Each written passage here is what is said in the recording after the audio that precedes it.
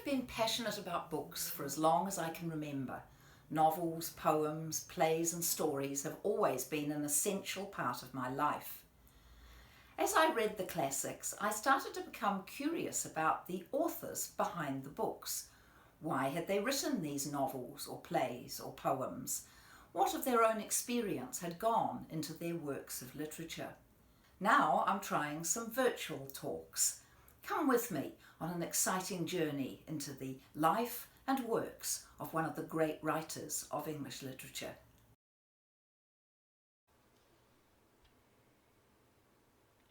Let me take you into the wonderful world of Jane Austen's fiction with a scene from her most famous novel, Pride and Prejudice.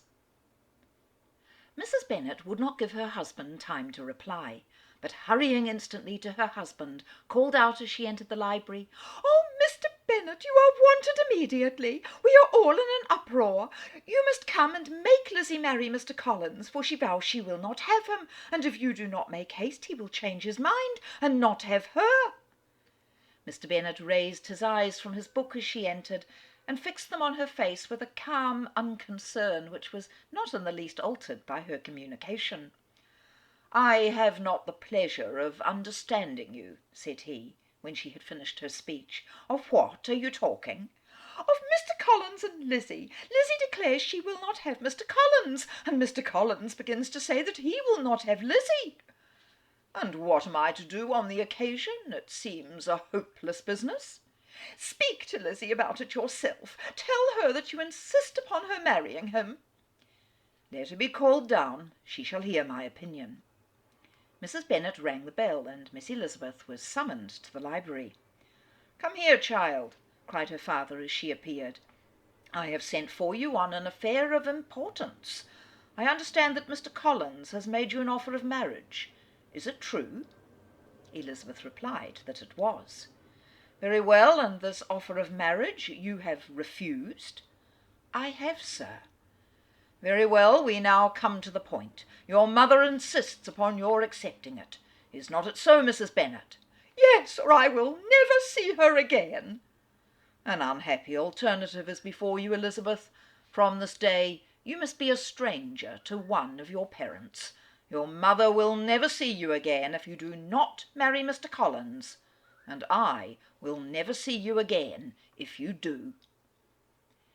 That wonderful scene was written over 200 years ago, when Jane Austen sat down to write a novel that at that time she called First Impressions. We of course know it as Pride and Prejudice.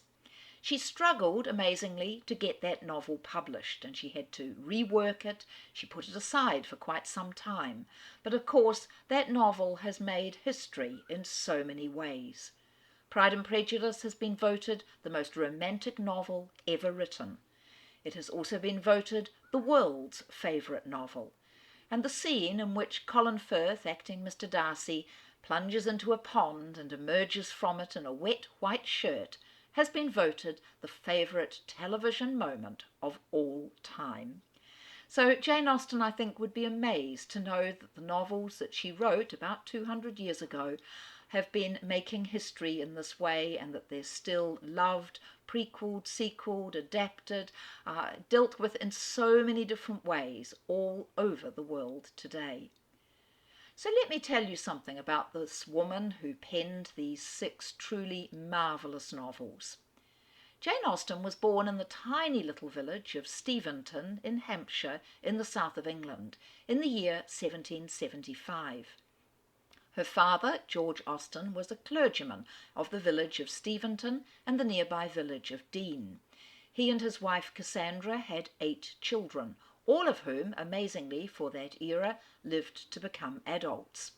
But the Reverend George Austen did not have a great deal of money. A little bit of money came in from the 2 parishes where he was clergyman. He opened his home to young boys that he tutored, teaching them Latin and Greek and preparing them for the universities. So he made a little bit of money that way as well. And he also farmed the local glebe lands around the church. But Jane Austen grew up knowing that her father would never be able to provide her with a very generous dowry, if indeed any dowry at all, which would of course help to tempt some man to marry her. So when she writes in her novels of being a single woman of small fortune, she does so very feelingly and from her direct experience.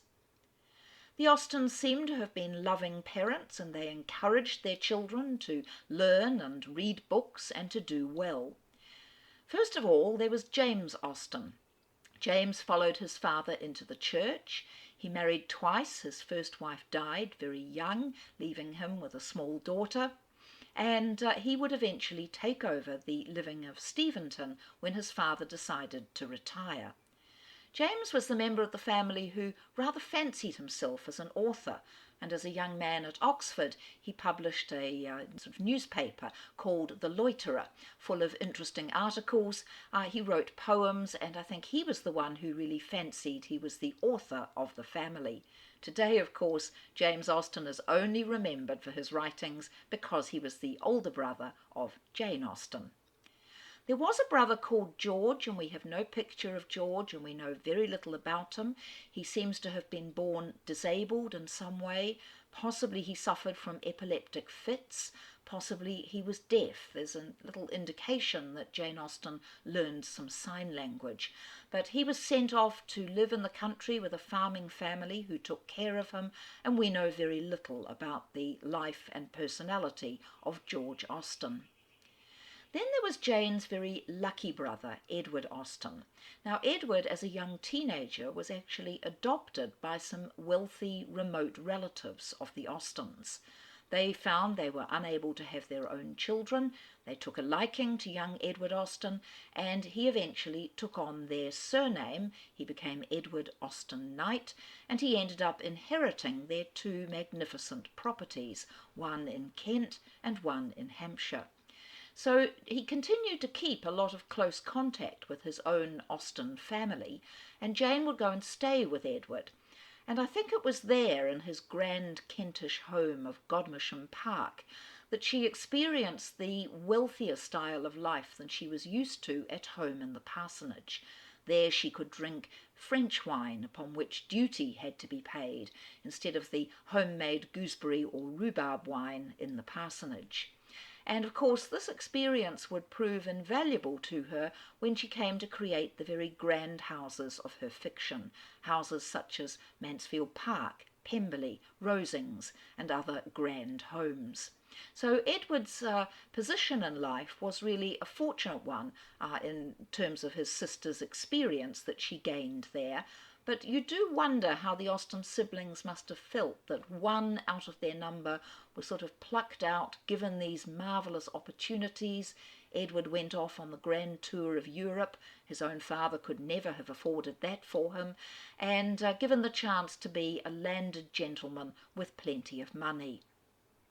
There was Henry Austen, who was Jane's favourite brother. And Henry would eventually move to London, and Jane Austen would go and stay with him in London when she was seeing her novels through the press. And Henry acted as her business manager. This was an era when women were not really supposed to have direct business dealings with men like publishers, and so Henry would take on that job for his sister. But Henry had something of a checkered career. He ended up going into the army. He then became a banker, but his bank unfortunately went bankrupt in the last year or so of his sister Jane's life, and then eventually Henry too became a clergyman. After Edward come the naval brothers, Francis and Charles, and both these boys ended up leaving home when they were very young, going off to the Royal Naval Academy in Portsmouth, and beginning what became eventually dangerous but also very successful careers in the Royal Navy. For much of Jane Austen's lifetime, her country was at war with France, and this meant that the Royal Navy was very important indeed in protecting English shores from the forces of Napoleon.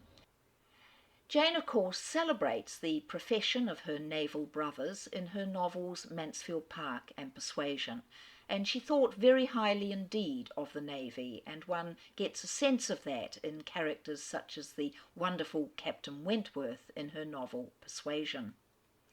Jane Austen had one sister, her older sister Cassandra. She and Cassandra were absolutely devoted to each other. In fact, Mrs. Austen at one stage said that if Cassandra were going to have her head chopped off, then young Jane would wish to share her sister's fate. Most of the letters that we have written by Jane Austen, which have survived, were letters written to Cassandra when one or other of them was away visiting. Sadly, Cassandra did have a bonfire before she herself died and destroyed many of Jane's letters. We don't know what was in those letters. Was it bitchy comments about the relations? Was it remarks about love affairs that had gone wrong? We'll just never know what was in all of those letters that Cassandra destroyed, but I think every biographer has really regretted that bonfire. We don't have really good pictures of Cassandra. We've only got a silhouette of Jane's beloved sister. And we don't have satisfactory portraits of Jane Austen herself either.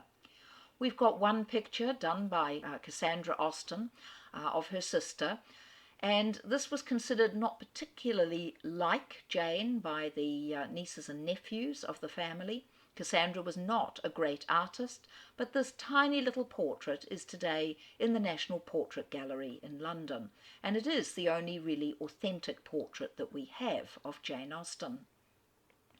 After Jane Austen died, one of her nephews decided to write a memoir about his famous aunt, and he asked amongst the family and wanted a portrait of his aunt that he could include in the book, and Cassandra's little sketch of her sister was produced.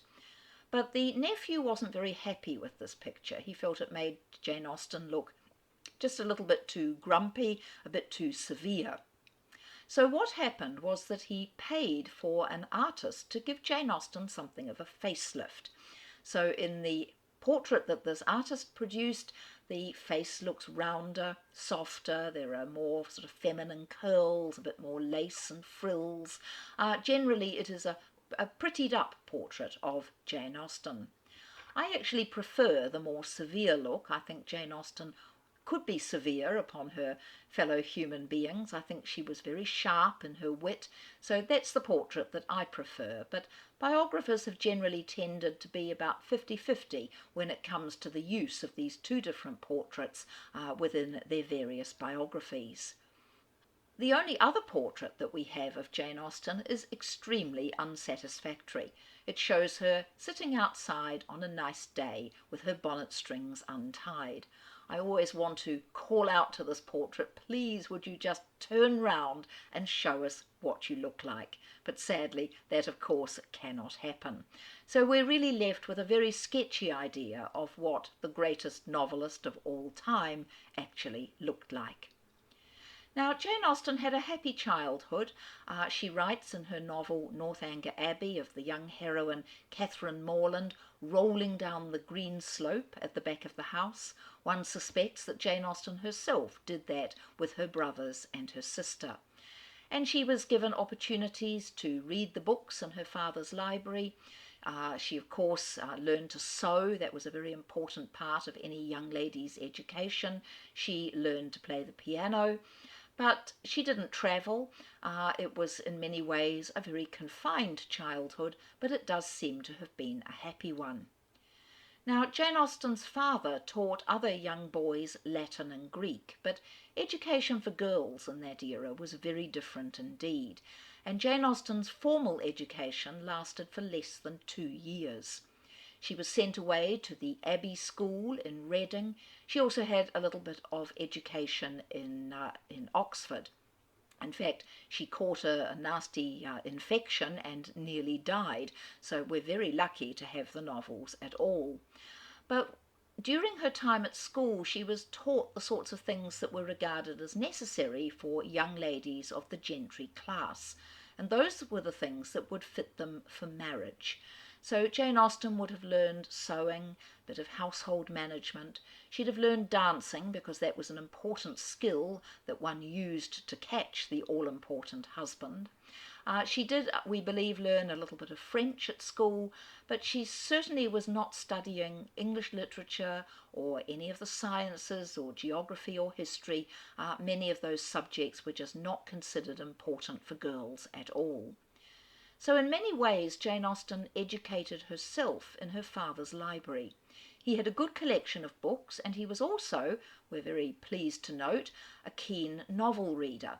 And so Jane Austen read the early novels by people like Samuel Richardson and Henry Fielding and various others of the era.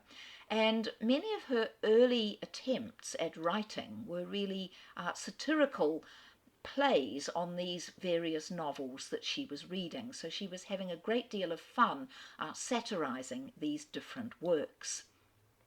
Now, every young lady of the era was taught how to write a good letter, and many of Jane Austen's early writings were in the form of letters from one character to another. And we're very fortunate to have what is called Jane Austen's Juvenilia, the little pieces that she wrote when she was a young girl from about the age of 11 through her teens. And these pieces are absolutely marvellous. So if you've read all 6 of the novels and need some more Jane Austen, try reading her Juvenilia. I'd like to read you a little piece from a story that she wrote when she was probably about 14 years of age. It's a little tale called The Three Sisters. Now, when we read Pride and Prejudice, we all love to laugh at Mrs. Bennet and her desperate attempts to find husbands for those 5 daughters. This is a little story in which I think we see early versions of Mrs. Bennet, because there's a mother trying very hard to get her daughters married off.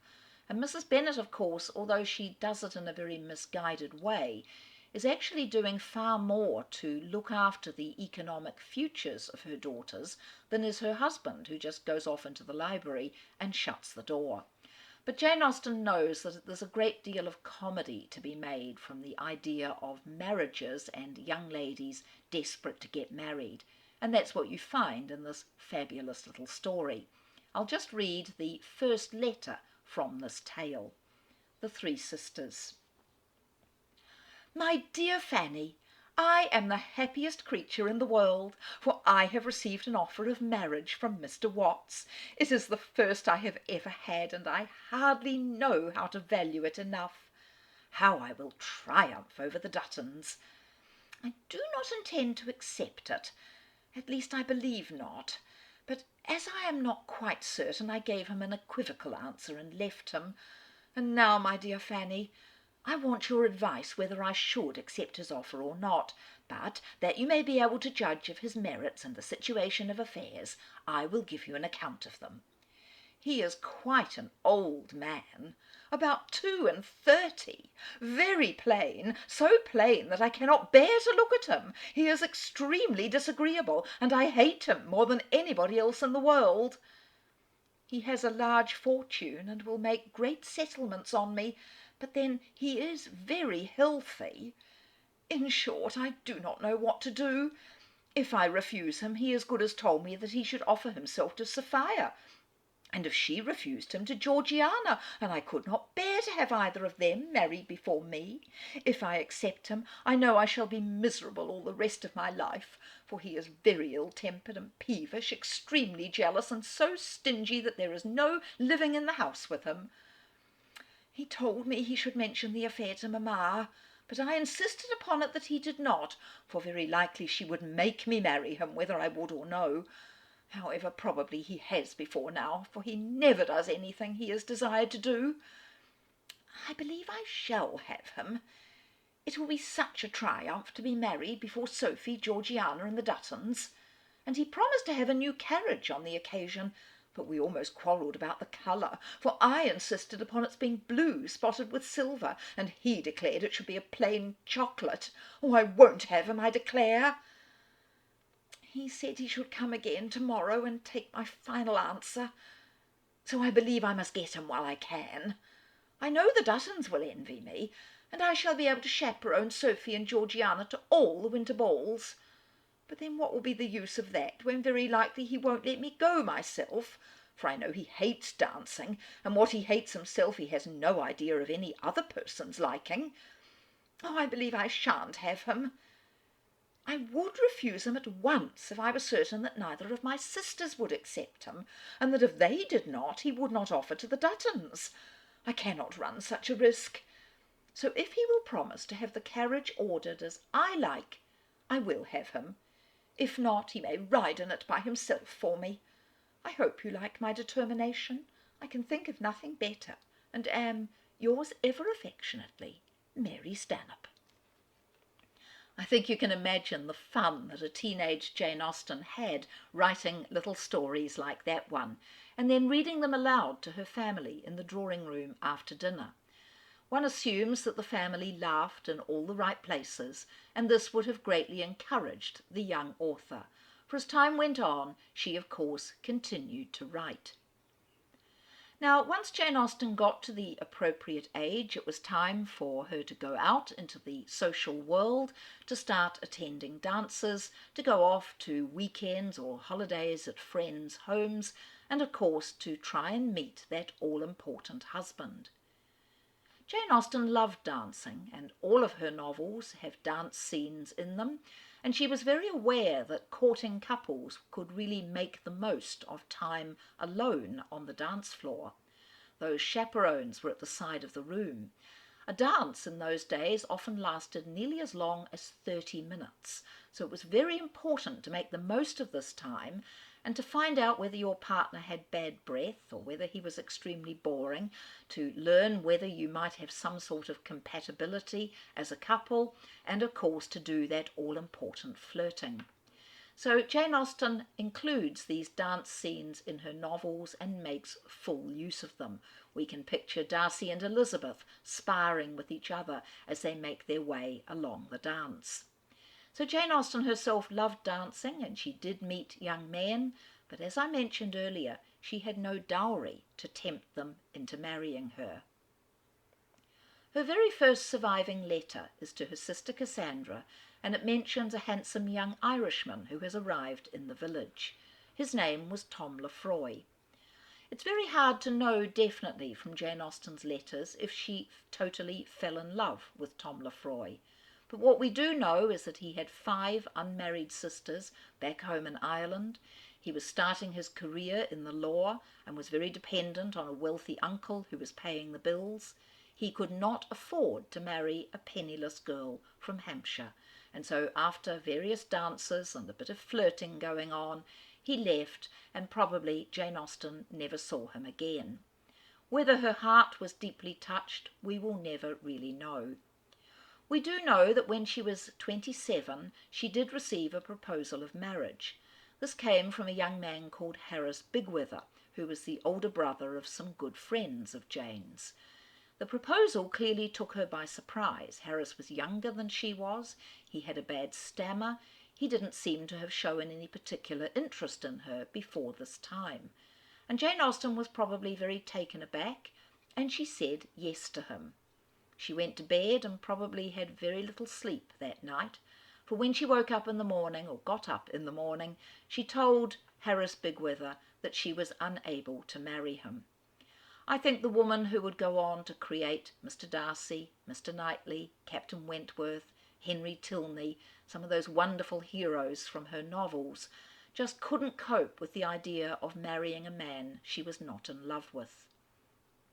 I think in many ways posterity can be grateful that Jane Austen did not marry Harris Bigwither. Jane Bigwither doesn't have quite the same ring to it as Jane Austen. Had she married and probably had lots of children, she might have been far too busy looking after her husband's home and bringing up her children. Or, like some of her sisters-in-law, Jane Austen could well have died in childbirth. She had 2 sisters-in-law who died after giving birth to their 11th babies. It was a very perilous thing for women of the Georgian era. So I think we can be pleased that she never married Harris Bigwither. There might have been another flirtation at the seaside with a young clergyman, but we don't even know the man's name. Cassandra commented that he seemed very interested in Jane Austen, and was planning to come back, and they expected that he would propose, but then they heard that he had died of a fever.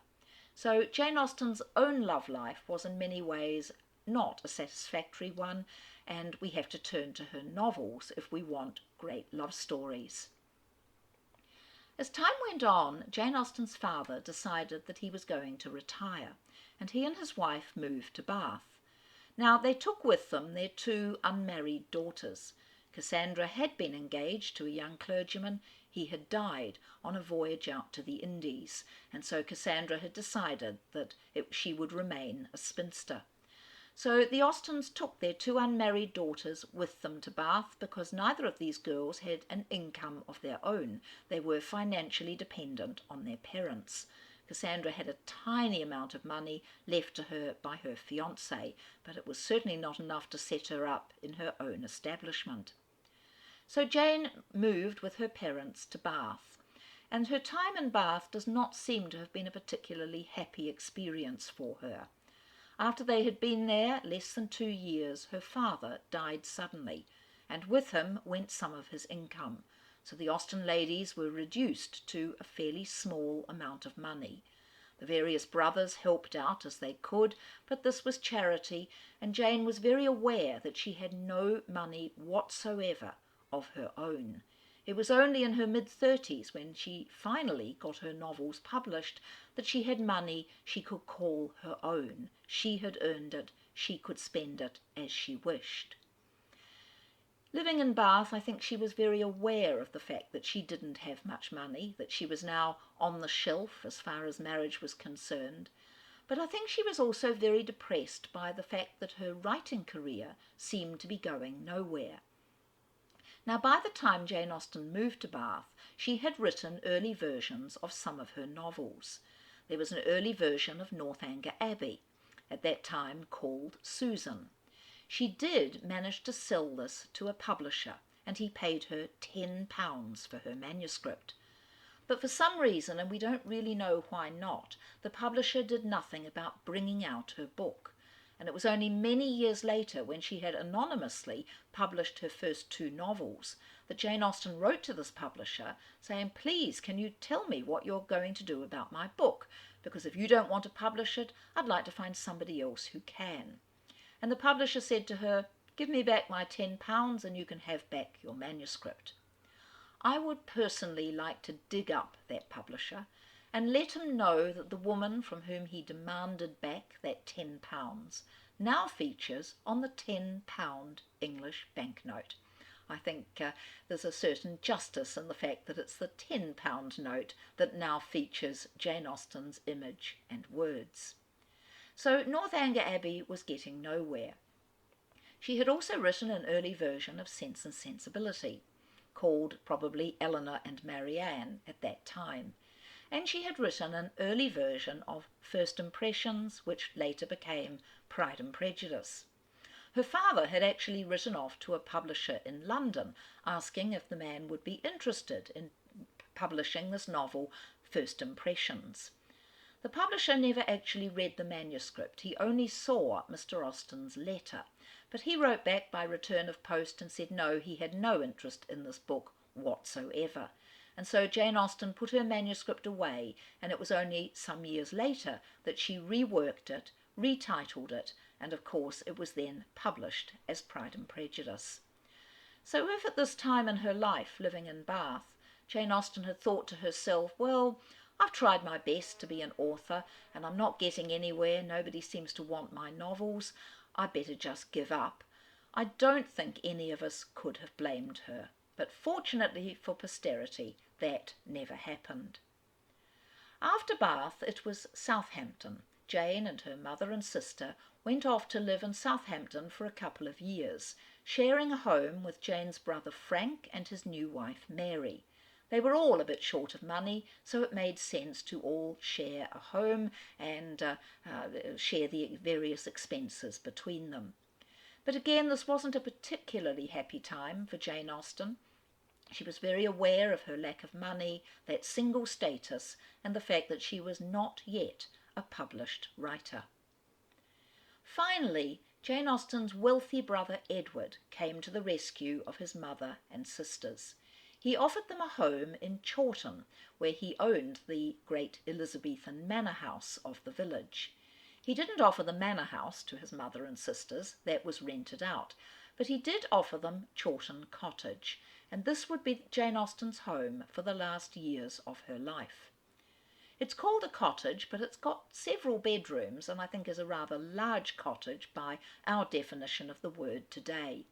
But Jane and the other Austen ladies were really delighted to move into this cottage. They didn't have to pay any rent. They were back in rural Hampshire, an area that they loved. James was not too far away, and they could see old friends and relatives. And so in the year 1809, Jane Austen moved into the house at Chawton.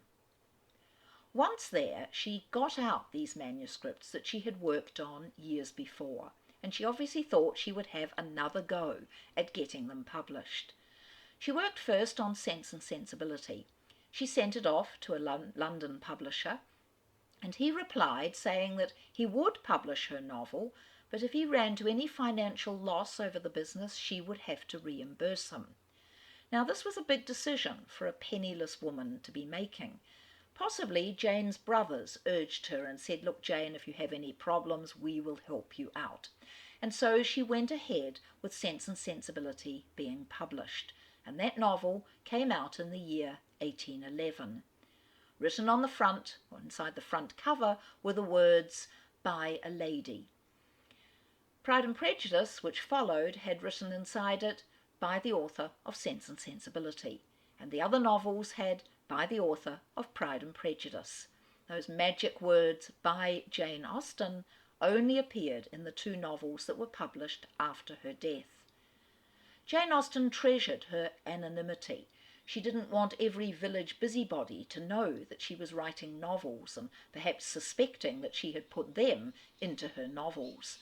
So it was very important to her that others did not know that she was the author of the books. Late in her life, her brother Henry did let out the secret. He was so proud of his sister Jane, he couldn't resist telling people that it was his sister who had written Pride and Prejudice. But Jane was actually rather cross with Henry when he let out the secret. It was important to her to remain anonymous. Fortunately, Sense and Sensibility did not run to any loss. In fact, Jane Austen made about £160 from her novel.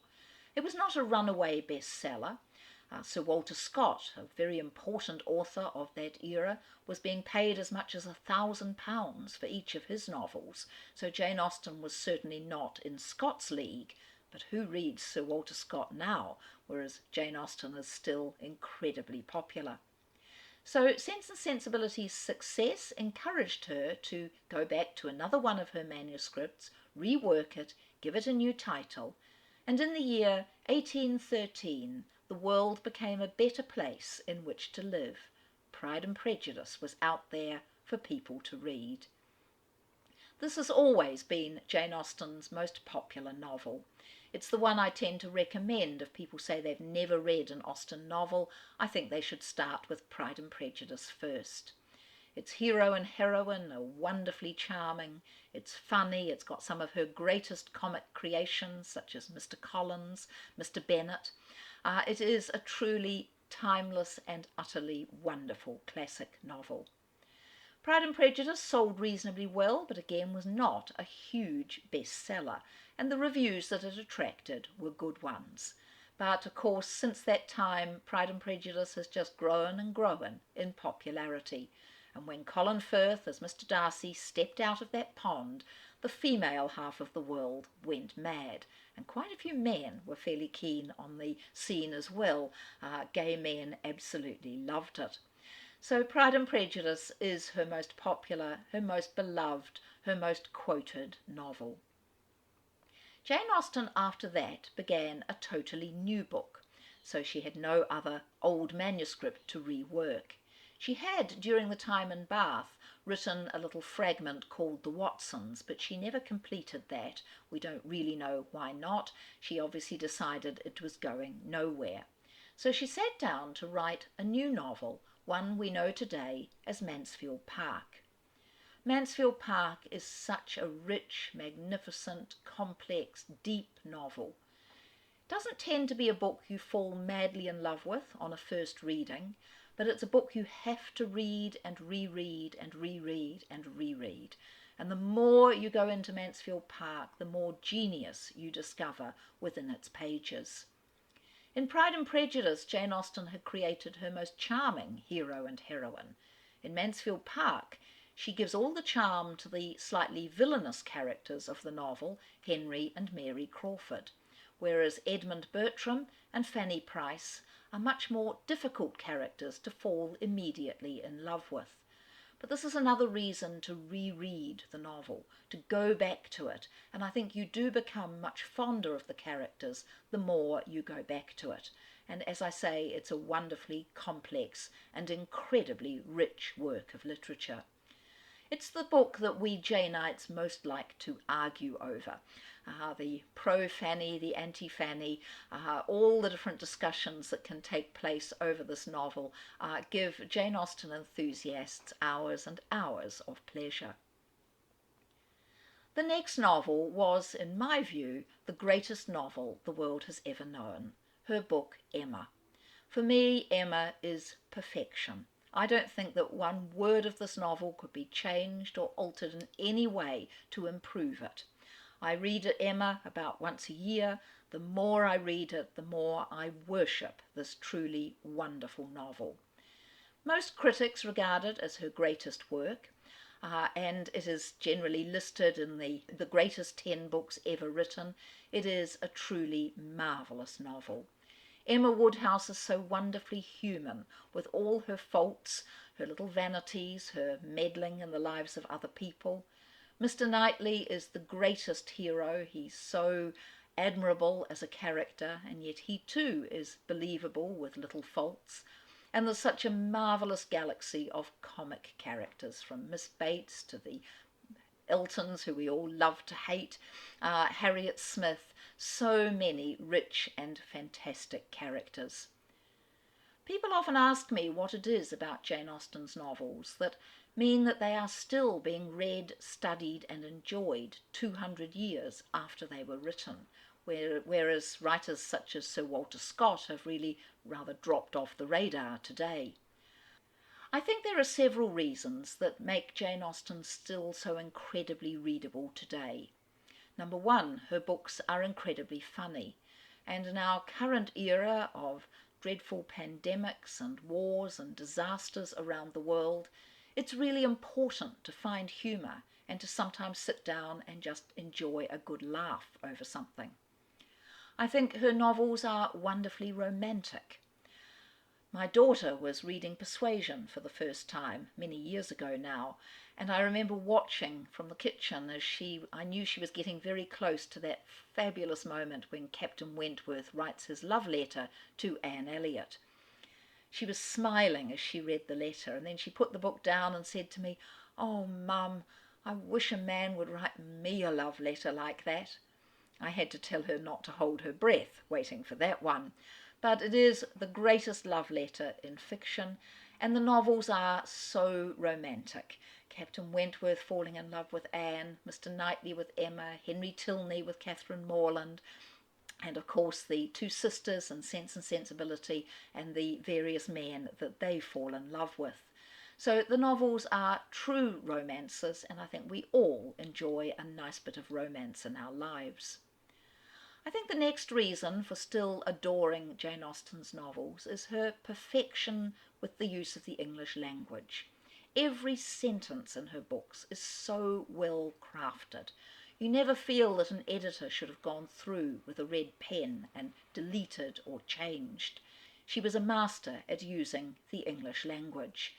And in this era of text messages and rather garbled prose, it's a real pleasure to read her beautiful and yet very complex sentences and to appreciate her incredibly great use of our English language.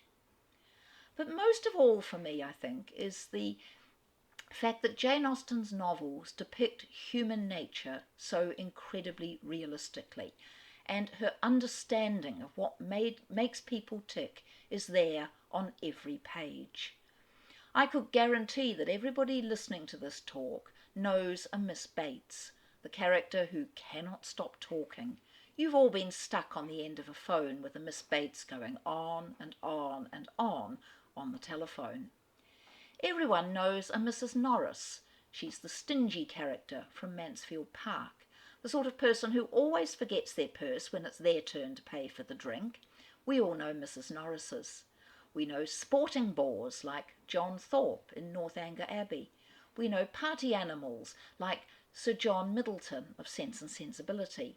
And we know hypochondriacs like Mary Musgrove and Mr. Woodhouse. Jane Austen's characters are alive and well in our world today. Jane Austen began another novel, and that's her novel Persuasion. But tragically, she did not live to see this novel published, and she may well have gone back and made some changes before publication. Persuasion is her most romantic novel. We all love Anne Elliot. She's a magnificent heroine who's good and moral and gentle, and her emotions are so powerfully felt on every page of Persuasion. But Jane Austen just didn't have the energy to see this book through the press, to go to London and correct the proofs, and so her brother Henry arranged for the book to be published in the year after Jane Austen's death. Before she died, she did start another novel. It's a little fragment of about 12 chapters that we know as Sanditon, and it's a rather odd book for a woman who was dying to have written. It's about a group of characters who go off to the seaside to breathe in the sea air and be dunked in the sea water for their health.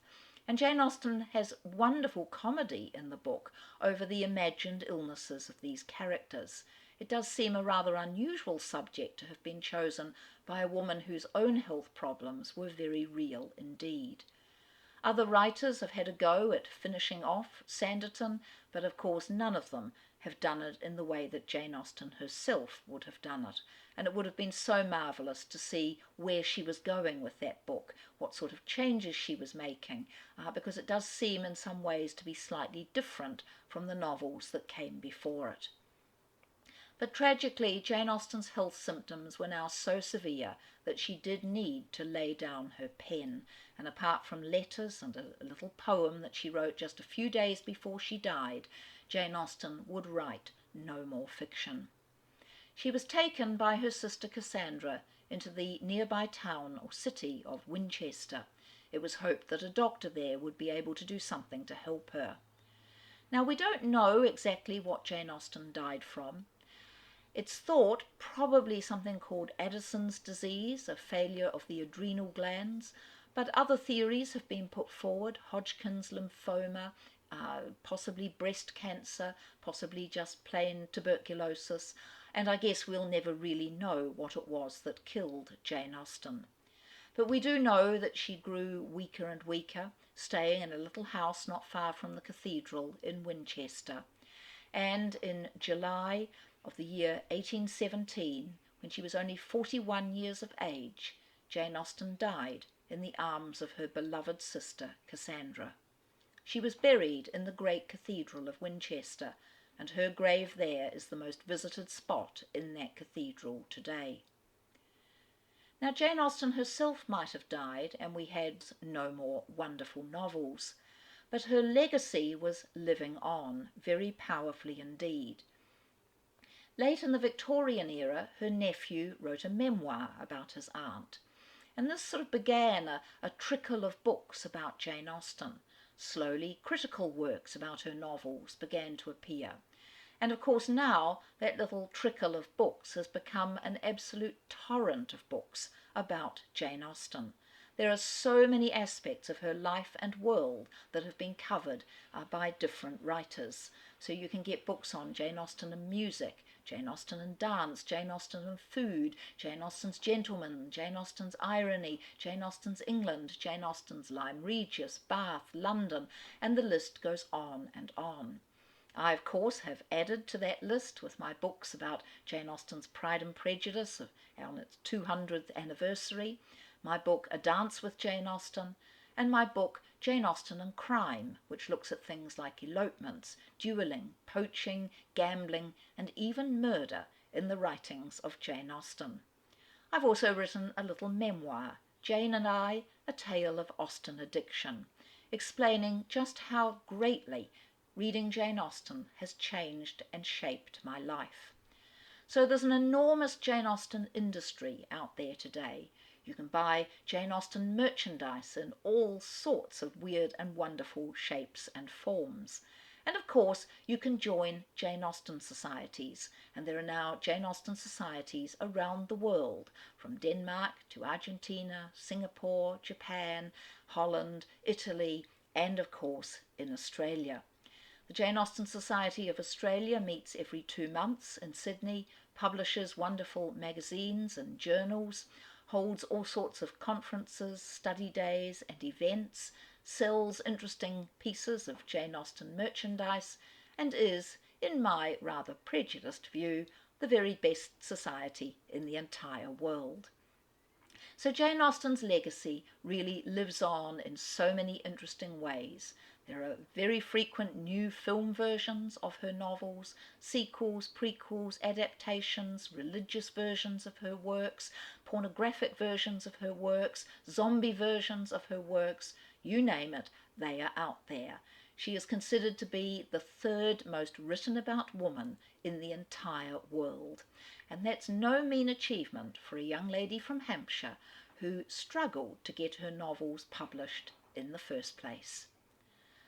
I'd like to end my talk about Jane Austen and her marvellous writings with a scene from my absolute favourite novel, Emma. This comes from near the end of the book, when Mr. Knightley is walking with Emma in the grounds of her home, Hartfield.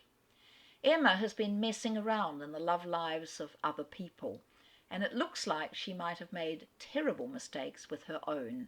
She's just come to realise that she's in love with Mr. Knightley, but she thinks he's about to get married to her friend, Harriet Smith. As they've walked, they've been discussing the couple, Frank Churchill and Jane Fairfax, who have just recently got engaged. And Mr. Knightley has commented that he envies Frank Churchill. Poor Emma thinks this is the moment when he's going to tell her that he wants to marry her friend, Harriet Smith. "You will not ask me what is the point of envy. You are determined, I see, to have no curiosity.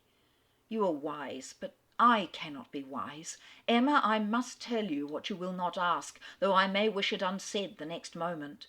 "Oh, then don't speak it, don't speak it," she eagerly cried. "Take a little time, consider, do not commit yourself."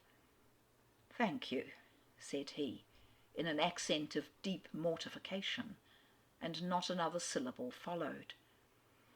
Emma could not bear to give him pain. He was wishing to confide in her, perhaps to consult her, cost her what it would, she would listen. She might assist his resolution, or reconcile him to it. She might give just praise to Harriet, or by representing to him his own independence, relieve him from that state of indecision which must be more intolerable than any alternative to such a mind as his. They had reached the house. "You are going in, I suppose?" said he. "No," replied Emma, quite confirmed by the depressed manner in which he still spoke. "I should like to take another turn." And after proceeding a few steps, she added, "I stopped you ungraciously just now, Mr. Knightley, and I am afraid gave you pain. But if you have any wish to speak openly to me as a friend, or to ask my opinion of anything that you may have in contemplation, as a friend, indeed, you may command me. I will hear whatever you like. I will tell you exactly what I think." "As a friend," repeated Mr. Knightley. "Emma, that I fear is a word. No, I have no wish. Stay, yes, why should I hesitate? I have gone too far already for concealment. Emma, I accept your offer, extraordinary as it may seem. I accept it, and refer myself to you as a friend. Tell me then, have I no chance of ever succeeding?" He stopped in his earnestness to look the question, and the expression of his eyes overpowered her. "My dearest Emma," said he, "for dearest you will always be, whatever the event of this hour's conversation, My dearest, most beloved Emma, tell me at once. Say no, if it is to be said." She could really say nothing. "You are silent," he cried, with great animation. "Absolutely silent. At present I ask no more." Emma was almost ready to sink under the agitation of this moment. The dread of being awakened from the happiest dream was perhaps the most prominent feeling. "I cannot make speeches, Emma," he soon resumed, and in a tone of such sincere, decided, intelligible tenderness as was tolerably convincing. "If I loved you less, I might be able to talk about it more. But you know what I am. You hear nothing but truth from me. I have blamed you and lectured you, and you have borne it as no other woman in England would have borne it. Bear with the truths I would tell you now, dearest Emma, as well as you have borne with them. The manner perhaps may have as little to recommend them. God knows I have been a very indifferent lover. But you understand me. Yes, you see, you understand my feelings, and will return them if you can. At present I ask only to hear, once, to hear your voice." While he spoke, Emma's mind was most busy, and with all the wonderful velocity of thought had been able, and yet without losing a word, to catch and comprehend the exact truth of the whole, to see that Harriet's hopes had been entirely groundless, a mistake, a delusion, as complete a delusion as any of her own, that Harriet was nothing, that she was everything herself. Her way was clear, though not quite smooth. She spoke then, on being so entreated. What did she say? Just what she ought, of course. A lady always does.